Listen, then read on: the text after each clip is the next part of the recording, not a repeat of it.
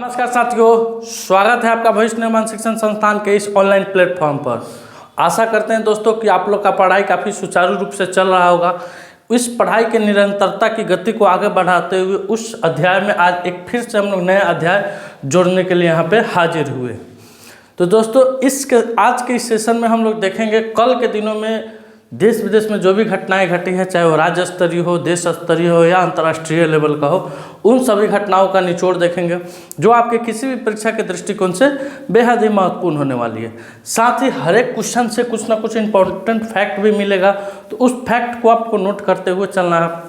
और वीडियो के लास्ट में आपसे क्वेश्चन पूछा जाएगा जिसका उत्तर आपको कमेंट सेक्शन में जाकर देना है। तो चलिए शुरू करते हैं आज के इस पहले क्वेश्चन को। और पहला क्वेश्चन जानने से पहले जान लेते हैं कि कल वीडियो के लास्ट में क्वेश्चन पूछा गया था, उसका करेक्ट उत्तर क्या होगा। क्वेश्चन था, हाल ही में भारत कहाँ अपने पहले पूर्ण गर्ल्स सैनिक स्कूल का उद्घाटन किया है। इसका ऑप्शन था उत्तर प्रदेश, उत्तराखंड, पंजाब और हरियाणा। तो इसका करेक्ट उत्तर हो जाएगा दोस्तों उत्तर प्रदेश। उत्तर प्रदेश के वृंदावन में भारत के रक्षा मंत्री राजनाथ सिंह के द्वारा भारत का सबसे पहला पूर्ण गर्ल्स सैनिक स्कूल का उद्घाटन किया गया। अब चलिए अगले क्वेश्चन पर चलते हैं। और दोस्तों आज के सेशन में आपको बहुत सारी नियुक्तियां देखने को मिलेगी, तो आप लोग से गुजारिश है कि नियुक्तियां का एक सीरीज बनाइएगा, एक अलग नोट्स बना लीजिएगा ताकि आपको याद करने में चाहे रिवीजन करने में आसानी होगा। लगभग आज के सेशन से आपको 1 2 3 माने 5 6 नियुक्तियाँ आपको देखने को मिलेगी। चलिए शुरू करते हैं। वर्ल्ड टाइपिंग डे कब मनाया जाता है दोस्तों? हालांकि इससे इतना फेमस नहीं है, लेकिन जब हमने सर्च किया कि आज कौन सा डे है तो उसमें मिला हमको वर्ल्ड टाइपिंग डे। तो इसको बताना हम लोग ज़रूरी समझा कि वर्ल्ड टाइपिंग डे आखिर हम लोग क्यों मनाते हैं, किस कारणों से मनाते हैं, कब से इसे शुरू किया गया है और टाइपिंग यानी टाइपराइटर मशीन का आविष्कार कब हुआ था। इन सभी चीज़ों के बारे में आज हम लोग इस क्लास में चर्चा करेंगे। तो सबसे पहले जानते हैं वर्ल्ड टाइपिंग डे 8 जनवरी को मनाया जाता है। कब मनाया जाता है दोस्तों? 8 जनवरी को मनाया जाता है। आजकल दोस्तों अगर आप किसी भी गवर्नमेंट एग्जाम की तैयारी कर रहे होंगे तो लगभग 60 से 70% एग्जाम में टाइपिंग की परीक्षा देना मस्ट अनिवार्य है। जैसे आपने बिहार एसएससी का फॉर्म भरा, उसमें भी आपको टाइपिंग का सर्टिफिकेट लग रहा था। सीजीएल हुआ, बहुत सारे एग्जाम में आपको टाइपिंग की सर्टिफिकेट या टाइपिंग करना आवश्यकता है। तो जो लोग टाइपिंग करते हैं उन्हीं के सम्मान में उनको जश्न, आज के दिन को जश्न के रूप में मनाने के लिए हर एक साल हम लोग 8 जनवरी को वर्ल्ड टाइपिंग डे के रूप में मनाते हैं। तो अब जानते हैं इसकी शुरुआत कब हुई थी। तो इसकी शुरुआत, मनाने की शुरुआत 2011 ईस्वी से हुई थी। इसकी शुरुआत 2011 ईस्वी से हुई थी। अब उसके बाद है कि अब लास्ट क्वेश्चन है कि टाइपराइटर मशीन का आविष्कार कब हुआ था। तो इसका आविष्कार दोस्तों 1865 में हुआ था। कब हुआ था? 1865 ईस्वी में हुआ था दोस्तों। अब चलिए अगला ऑप्शन है आपको 7 जनवरी। तो 7 जनवरी को कौन सा दिवस मनाया जाता है? 6 जनवरी को कौन सा दिवस मनाया जाता है? तो 7 जनवरी को दोस्तों विश्व महायान पर्व दिवस मनाया जाता है। यानी ये बौद्ध धर्म का नववर्ष है। बौद्ध धर्म का नववर्ष है। 6 जनवरी को दोस्तों विश्व अनाथ दिवस मनाया जाता है और 5 जनवरी को विश्व पक्षी दिवस मनाया जाता है। दोस्तों इससे क्या हो जाएगा कि आपके पिछले 3-4 जो भी दिवस मनाया गया है उन सभी का रिवीजन होते चलेगा, जो आपके माइंड में सेट हो जाएगा। आइए अगले क्वेश्चन पर चलते हैं। हाल ही में किस राज्य सरकार ने गुणवत्तापूर्ण शिक्षा सुनिश्चित करने के लिए गुणोत्सव 2024 शुरू किया है सर?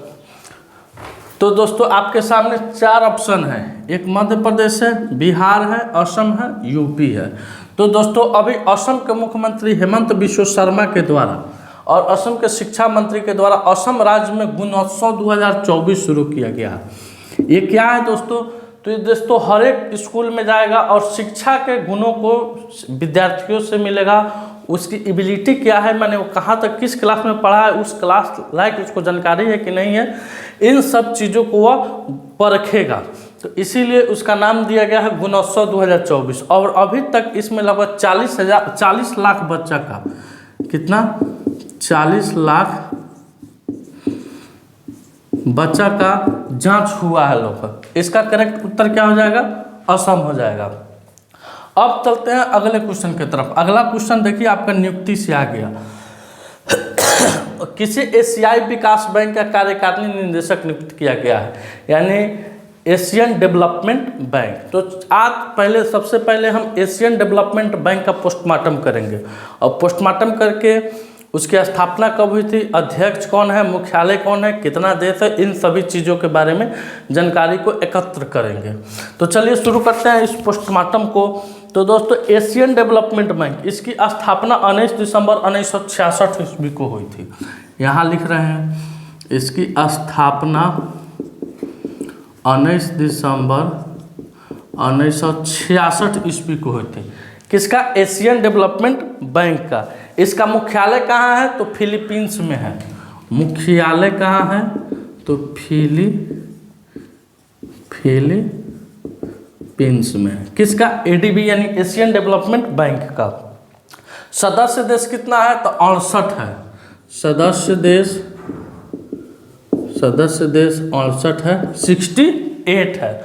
अब इसमें जानेंगे दोस्तों 68 सदस्य देश में एशिया के कितने हैं और बाकी कितने हैं। तो एशिया के 49 है और बाद बाकी 19 है। एशिया प्रांत के 49 है और अन्य प्रांत के 19 है।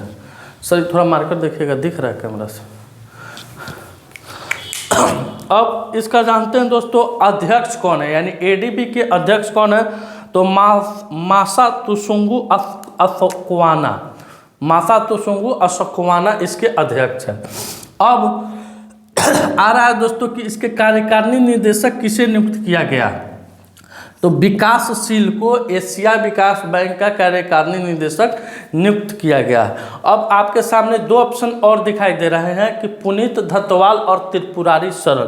तो दोस्तों पुनीत धतवाल को अभी federation of association and tourism और हॉस्पिटलिज का अध्यक्ष नियुक्त किया गया।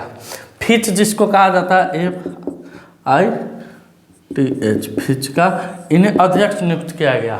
और त्रिपुरारी शरण को दोस्तों अभी बिहार में निर्वाचन आयोग का अध्यक्ष चुना गया है। किसे, त्रिपुरारी शरण को बिहार के ये निर्वाचन आयोग के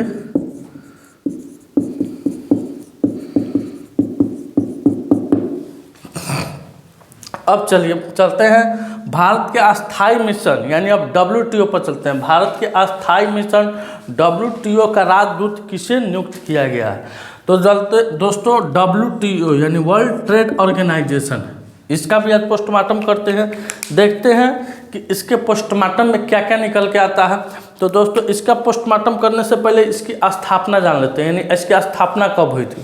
तो 1 जनवरी 1995 ईस्वी को WTO की स्थापना 1 जनवरी 1995 ईस्वी को हुई थी। इसका मुख्यालय कहाँ है, तो इसका मुख्यालय मनीला फिलीपींस में है। कहाँ है दोस्तों, माफ कीजिएगा, जेनेवा में है। इसका मुख्यालय जेनेवा में है। इसका मुख्यालय कहाँ है, जेनेवा में है। अभी वर्तमान में इसमें कुल सदस्यों की संख्या कितनी है, तो कुल सदस्यों की संख्या 164 है। कुल सदस्य 164 है। कुल सदस्यों की संख्या कितनी है, 164 है। मुख्य इसके अध्यक्ष कौन होगा, तो नाकोजी ओंकाजा आइवेलिया।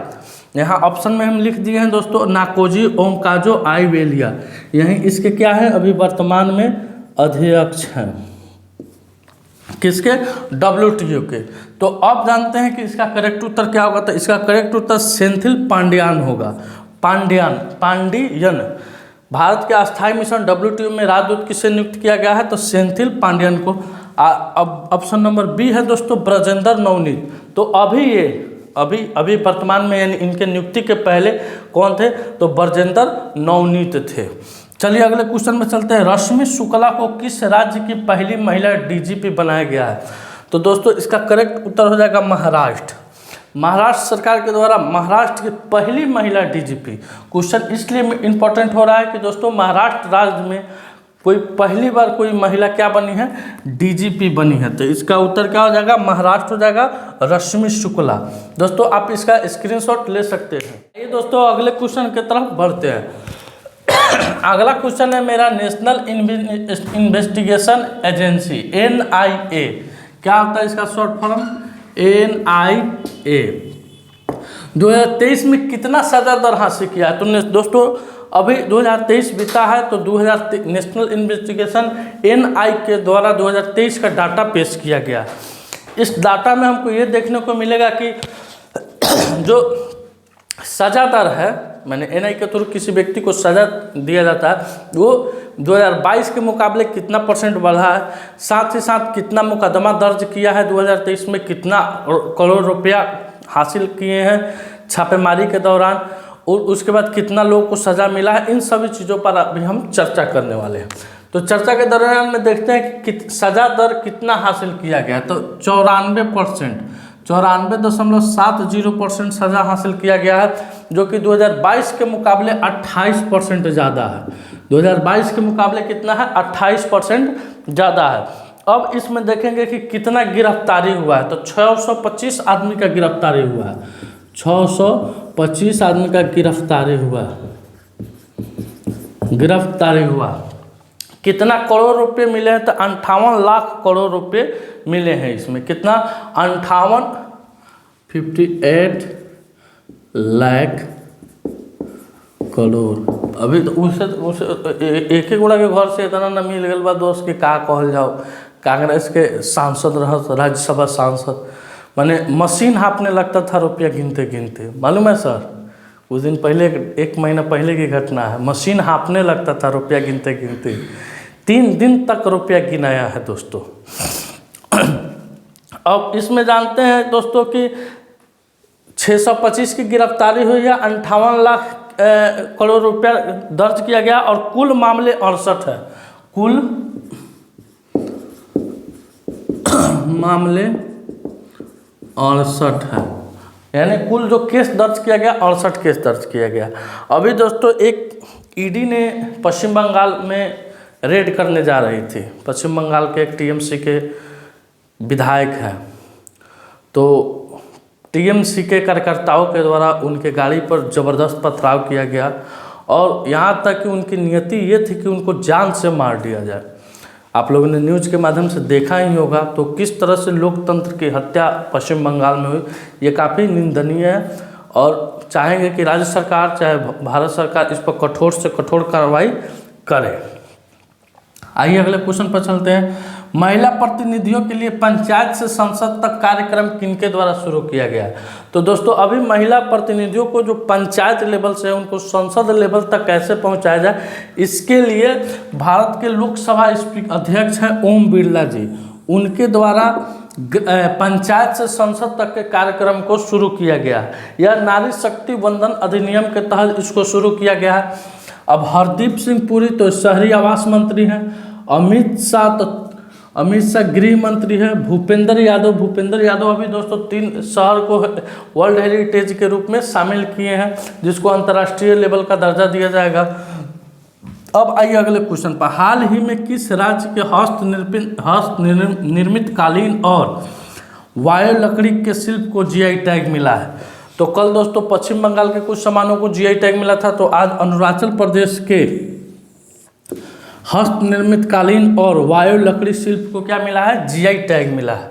अगले क्वेश्चन की तरफ बढ़ते हैं। भारतीय ओलंपिक संघ ने किसे अपना CEO नियुक्त किया है? तो ऑनलाइनर है रघुराम अय्यर को भारतीय ओलंपिक संघ ने अपना CEO नियुक्त किया। अब चलते हैं इस सेशन के लास्ट क्वेश्चन की तरफ। National investigation and infrastructure fund limited एनफिल के CEO और MD किससे नियुक्त किया गया? संजीव अग्रवाल, राजीव धर और रघुराम अय्यर। तो दोस्तों रघुराम अय्यर तो भारतीय ओलंपिक संघ के अध्यक्ष CEO नियुक्त किए गए हैं। इसका उत्तर क्या हो जाएगा? संजीव अग्रवाल को national investigation and infrastructure fund limited एनफिल के CEO और MD के रूप में नियुक्त किया गया। और इनके नियुक्ति से पहले कौन थे? तो राजीव धर थे। मैंने संजीव अग्रवाल की नियुक्ति से पहले कौन थे दोस्तों?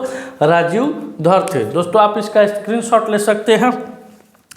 आज का क्वेश्चन है मेरा, हाल ही में आवाम से आवाम पोर्टल किस राज्य के द्वारा शुरू किया गया? आपके सामने 4 ऑप्शन है, उत्तर प्रदेश, जम्मू कश्मीर, पंजाब और हरियाणा। इसका करेक्ट उत्तर आपको कमेंट सेक्शन में जाकर देना है दोस्तों आज का सेशन मेरा यहीं समाप्त हुआ। अगर यह वीडियो आपको होपफुल लगे, अच्छा लगे, वीडियो को लाइक कीजिएगा, चैनल पर नए हैं तो चैनल को सब्सक्राइब कीजिएगा। मिलते हैं आपसे अगले वीडियो में, तब तक के लिए धन्यवाद। भारत माता की जय।